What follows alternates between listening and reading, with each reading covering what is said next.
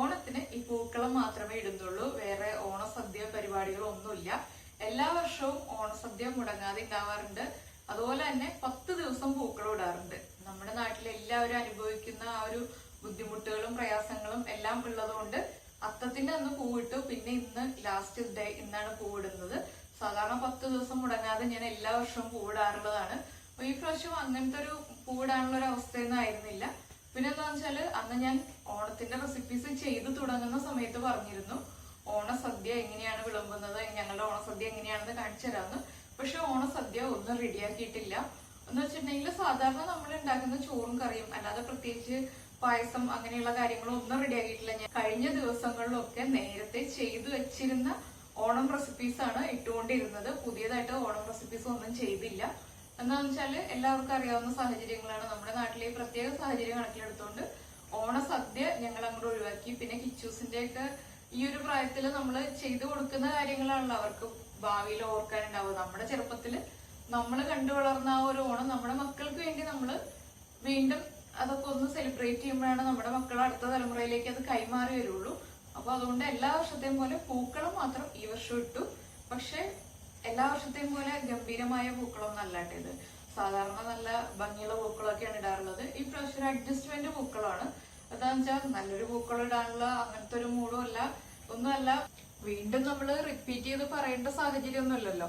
പിന്നെ എന്താന്ന് വെച്ചിട്ടുണ്ടെങ്കിൽ ഞങ്ങള് തൃപ്പൂണിത്തുറക്കാർക്ക് ഓണം അതുപോലെ തന്നെ പൂർണ്ണത്രയീശന്റെ ഉത്സവം, ഇത് രണ്ടുമാണ് ഏറ്റവും പ്രധാനപ്പെട്ട ആഘോഷങ്ങള്.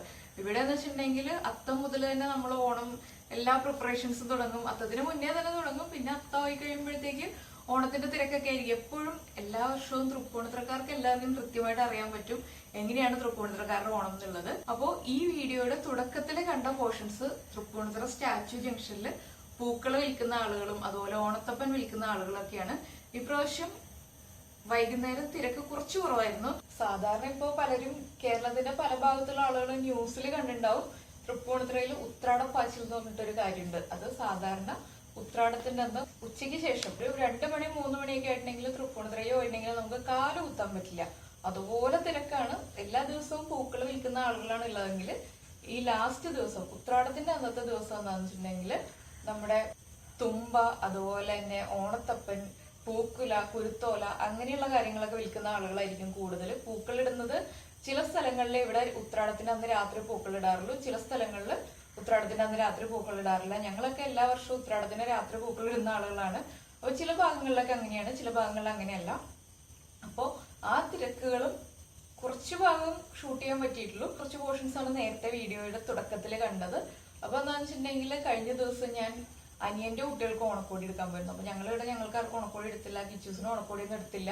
എന്താണെന്ന് വെച്ചാൽ അതൊക്കെ നമുക്ക് ഒഴിവാക്കാൻ പറ്റുന്ന കാര്യങ്ങളൊക്കെ ഒഴിവാക്കാലോ എന്ന് വിചാരിച്ചു. അപ്പോൾ അനിയന്റെ കുട്ടികൾക്ക് ഓണക്കോടി എടുക്കാൻ പോയപ്പോ ഞാൻ വിചാരിച്ചു ഞാൻ ഈ ന്യൂസ് ഒക്കെ കണ്ടിട്ട് എല്ലാം ആകെ മൂഡ് ഓഫ് ആയിട്ടൊക്കെയാണ്. പിന്നെ കുട്ടികളാകുമ്പോൾ നമ്മള് ഡ്രസ്സ് എടുത്ത് കൊടുക്കാതെ പറ്റില്ല. അതെല്ലാ വർഷവും ചെയ്യുന്ന ഒരു കാര്യമാണ്. അപ്പൊ നമുക്കത് കുട്ടികളോട് നമുക്ക് പറയാൻ പറ്റില്ലല്ലോ, ഇന്ന സാഹചര്യം കൊണ്ടാണെന്നൊന്നും പറയാൻ പറ്റില്ലല്ലോ. അപ്പൊ ഞാൻ വിചാരിച്ചു ന്യൂസൊക്കെ കണ്ട് നമ്മൾ മൂഡ് ഓഫ് ആയിട്ട് ഇവിടുന്ന് പോയി. അവിടെ ചെല്ലുമ്പോൾ ഷോപ്പിലൊന്നും തിരക്കുണ്ടാവില്ല, ആരും ഉണ്ടാവില്ല എന്ന് വിചാരിച്ചിട്ടാണ് ഞാൻ ഇവിടുന്ന് പോയത്.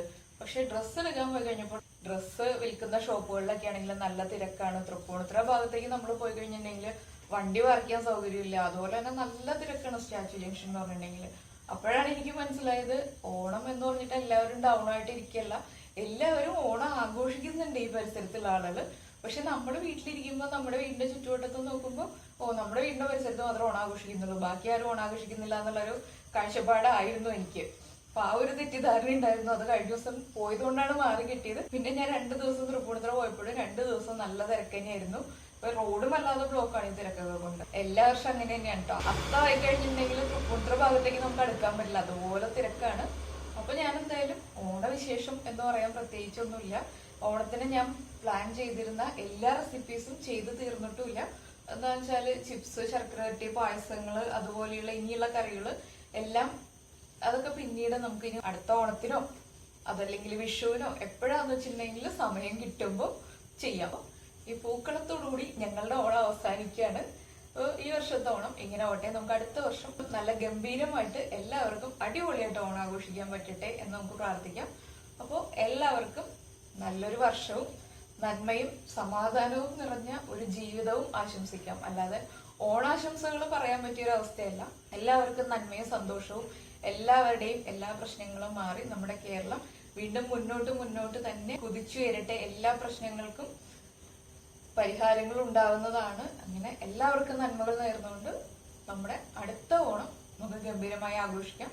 നാളെ നമുക്ക് നമ്മുടെ അടുത്ത റെസിപ്പിയുമായിട്ട് വീണ്ടും കാണാം. Thank you.